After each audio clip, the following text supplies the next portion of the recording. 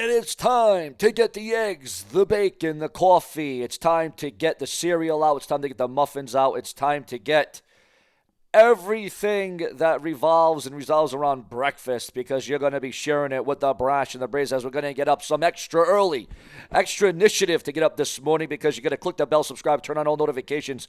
What was your thoughts on last night's Monday Night Raw? Now, ever since Raw moved back to 2 hours a few weeks ago, everyone's saying, oh, Raw kind of got dull, it kind of got mediocre, it kind of got meh, it kind of went down the drain after the 3 hours.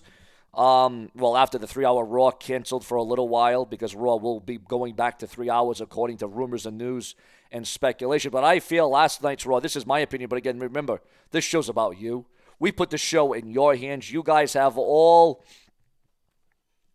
the say in the world. All of you have all the commentary in the world to give me your thoughts, your initial opinions, your instant reactions to Monday Night Raw, a 20,000-foot look at what we got last night. Again, I felt this is probably the best 2 hour Raw that we got in a very long while. And I'm talking about ever since Raw moved back to 2 hours, this was probably the strongest Raw that we had. But again, guys, it comes down to your view. This might be called Sean's View, but you guys are in the driver's seat. You are the ones that put the pedal to the metal. Remember to share this video all over social media. Remember to like, comment, and interact. And sharing this video, again, is huge and major to the success of this channel. So, were you for Raw? And again, major developments coming out of Monday Night Raw as well. Major developments, probably storyline or angle. And this wouldn't be the first time that something like this has transpired and went down. What was your favorite moment? What was the favorite match? What was your favorite segment? What was your favorite storyline? What stood out to you? Or was the whole show just good? Did it keep you wanting to watch 1 hour to the next, even though it was only 2 hours? I will say it still seems a little rushed. Not as rushed, but still a little rushed, ladies and gentlemen. So, and obviously we're still reeling from Samantha Irvin leaving the WWE. Now, the real reason is because a lot of people thinking, oh, Ricochet made her do it. Oh, she wants to go to AEW. But no, actually, she's got some outside ventures. According to the dirt sheets, the websites, and the newsletter, she's got some actual outside ventures that she wants to pursue and do. So we're going to see just exactly how that is going to manifest itself with Samantha Irvin. Now we got Lillian Garcia back, and as good as she is and as great as she was, she made a lot of botches last night, a lot of mistakes. But again, number one container, you know what I'm saying, instead of number one contender. It was probably a little nervousness. She's got some ring rust. She hasn't done this in a long time, full time.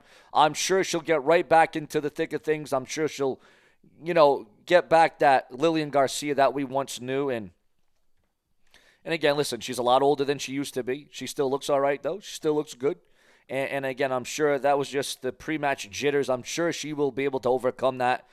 She's a veteran of the game, Lillian Garcia, as it concerns being a ring announcer and having that ring awareness and just being able to remember things. And again, I think probably nerves played an issue, but I'm sure over the next several weeks, because again, Lillian Garcia has signed a full-time contract, I'm sure she will stay with the WWE and will get consistently better and just really pick off where she left off. And I don't really have too many concerns, to be honest with you, on that front. But what might be the concern is everybody's shocked, everybody's stunned that Jey Uso, after only a few weeks, has already lost the Intercontinental title. I think Braun Breaker and Jey Uso are trying to see who can have the shortest run as Intercontinental champion, because as soon as Braun Breaker lost that championship, when he first won the IC championship, everyone was like, oh, that's great, awesome, this guy's going to start getting big, he's going to start getting built. And then all of a sudden, he loses it out of nowhere. Completely out of nowhere, loses the Intercontinental title. Everyone's like, wow, really? Just like that? He only had it a few weeks. Jey Uso, few weeks.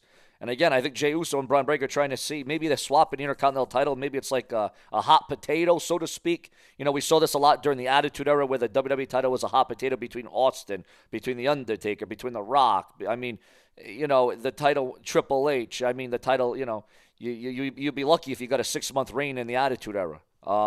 a 4-month reign, an 8-month reign. You'd be lucky to see that. But now we're talking a few weeks with the Intercontinental title. So, here's the thing. It's not like Jey Uso lost fair and square. Obviously, the bloodline got involved. But now massive developments. Again, this is probably storyline, probably angle. And this would be the first time Jey Uso has left the WWE or quit the WWE, but walking out of the WWE. Again, rumors and speculation. Of course, this is coming just not even less than 24 hours after Samantha Irvin's shocking exit from World Wrestling Entertainment. And now, again, in storyline, in theory, Jey Uso is going to be so mad. He's going to be so upset. His family's in disarray. I've had enough. Jey Uso is yeeting out of the WWE. And again, possibilities, different strategies. And obviously, the end game is Jey Uso is going to come back to the WWE. He's going to come back. He's going to recollect himself. He's going to reconnect with the bloodline. There's going to be probably some vignettes or maybe some, home, where he's home perhaps. And this is what I would, if I were booking it, if Jey Uso's home, he's sitting on the couch and he says, I'm just relaxing and I'm just going to waste away my contract, and Roman Reigns is going to come in, and the wise man Paul Heyman. That's when this thing's going to start to get really interesting, is the reintroduction of Paul Heyman onto WWE television. And again, a lot of rumors and speculation about the return of the wise man Paul Heyman. He's going to be the one that puts the entire bloodline back together again.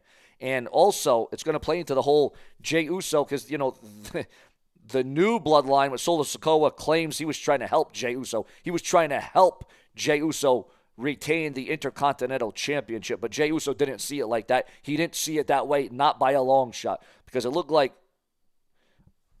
Solo Sikoa was trying to recruit Jey Uso, but we'll see what happens there, viewers, fans, and subscribers. But in other news that we got, again, Jey Uso walkout storyline. Is it part of the show? Is it part of the angle? Probably. Hulk Hogan sparking controversy once again about remarks about traditional gender roles during Trump endorsement. Also, we are receiving word about Samantha Irvin's plans following WWE exit. And again, it doesn't look like she's going to be going right to AEW, as people suspect. The possibility of Rey Fenix returning to AEW television amidst his extended absence. Mick Foley urges fans voting for Donald Trump to choose wisely after Undertaker remarks. So Mick Foley and The Undertaker going at it again, but in the political view, not in Hell in a Cell. Fans outraged after racially insensitive segment on the 10/21 Monday Night Raw. Oh boy. Controversy and conflict. Oh boy. Carlito was involved in a backstage segment with Raw General Manager Adam Pearce. During the segment, Io Sky and Kairi Sane were expressing their frustrations. Afterwards, Carlito came out and said, I got to learn Chinese. Unsurprisingly, fans on social media were outraged over this initial insensitive segment, considering the fact that Io Sky and Kairi Sane are Japanese, and for Carlito to call them Chinese ended up angering many people as they bashed WWE. I hope WWE apologized to Io and Kairi for that tasteless segment. This is bad, like bad at best. It's very bad and stupid and ignorant, and at worst, it's downright racist. You can't say the bad man is gone. We're not racist anymore, and let's get something like this slip on your flagship program. Someone needs to get fired. Well, of course, people are going nuts about this, and again, obviously, probably not the right choice of words, but, sometimes things get blown out of proportion. Things aren't as it seems. So, guys, your thoughts, your comments, your opinions on that. Jacob Fatu made his singles debut after Raw went off the air in a loss, though it took 3 crossroads to pin Jacob Fatu. Solo Sikoa sends a message to Jey Uso after Intercontinental title loss on Monday Night Raw. And should have listened to me. I tried to tell you, but you didn't listen. Now look what happened to you. No yeet. That's what Solo Sikoa had to say about Jey Uso. Your thoughts, your comments, and your opinions on that. And again, what's going to be the follow-up? What's going to be the fallout? Drastic times call for drastic measures if you're Jey Uso, the bloodline.